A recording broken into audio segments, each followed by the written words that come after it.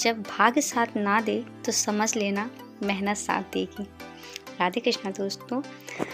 जो हम हाउसवाइफ होते हैं, खासकर जो छोटे बच्चों या बड़े बच्चों की मम्मी लोग होती हैं, उनके दिन का शेड्यूल कभी कभी तो ऐसा होता है घर में कोई काम नहीं होता है, और लेकिन कभी कभी वो काम इतना ज़्यादा बढ़ जाता है कि पूरा दिन चला जाए तब भी वो काम नेक्स्ट डे के लिए रह जाता है कि चलो आधा काम नेक्स्ट डे कर लेंगे।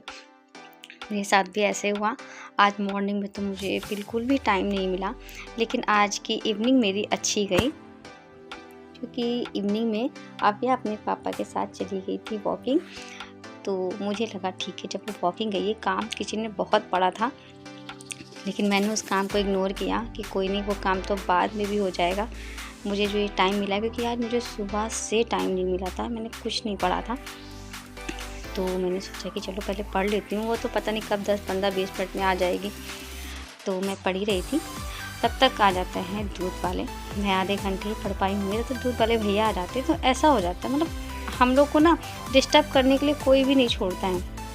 तो ये दूध वाले भैया आ गए थे, इन्होंने डिस्टर्ब कर दिया, लेकिन कोई नहीं, मैंने पढ़ाई ब्रेक नहीं की। मैंने कहा नहीं कि सिर्फ दूध गर्म करना कोई काम नहीं है, जो दूध गर्म करते करते भी पढ़ाई करते रहते हैं।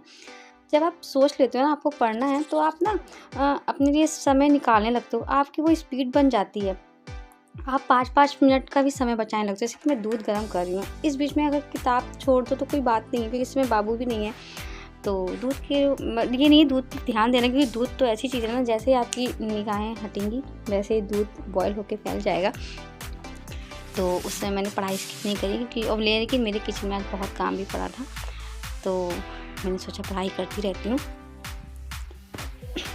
तो जब एक हाउस वाइफ अगर ये सोचती है ना कि उसको पढ़ना है, यही अपने में बहुत बड़ी चीज़ है, क्योंकि उसके पास इतने काम होते हैं कि अपने लिए तो सोचने का टाइम ही नहीं होता। ऊपर से पढ़ाई के बारे में, जो आप अपने मायके में छोड़ के आए हो, उस चीज़ के बारे में तो कतई नहीं।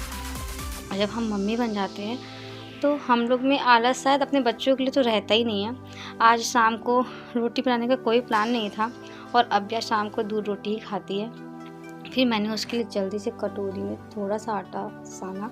9 बज गया था, अव्या आ चुकी थी, तो मैं 7 बजे से बैठी थी पढ़ने के लिए। मैंने 2 घंटे पढ़ा, 2 को मैं 1.5 घंटे ही मान रही हूँ, कि बीच बीच में थोड़ा बहुत तो डिस्टर्बेंस नहीं भी होती है, तब भी हो ही जाता है।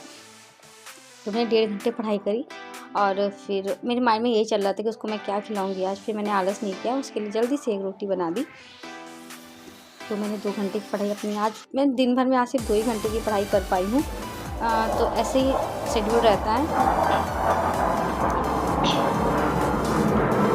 शाम को मैं उसको दूध रोटी देती हूँ, ये हैवी फीड इसलिए देती हूँ कि ताकि वो रात में जल्दी जगे नहीं, लेकिन फिर भी वो 1-2 बार तो जगती ही है।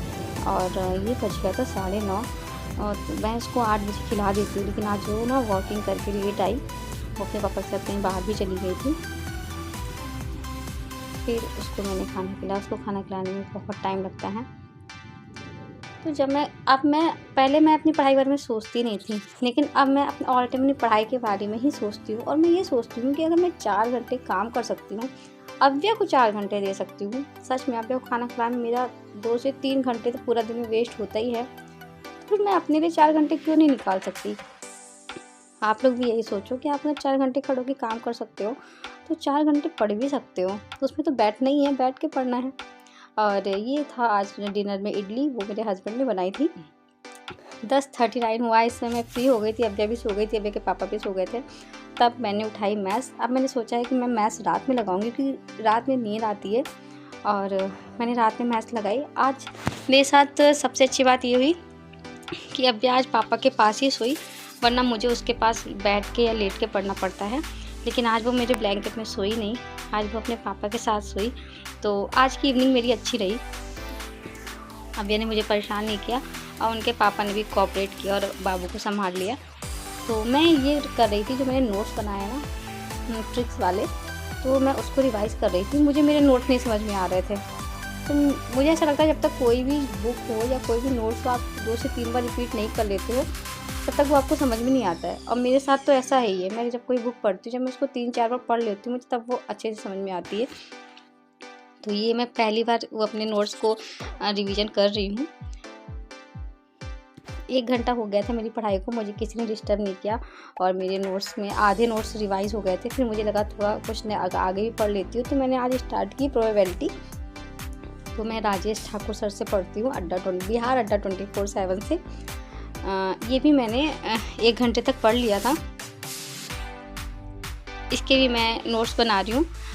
मैं जूनियर की तैयारी कर रही हूँ, लेकिन मैं थोड़ा अप लेवल का पढ़ रही हूँ, क्योंकि पिछली बार मैंने जब एग्ज़ाम दिए थे तो पेपर हार्ड आया था। मुझे ऐसा लग रहा था कि पेपर हार्ड आया, उसमें हाई लेवल का ही पूछा गया था।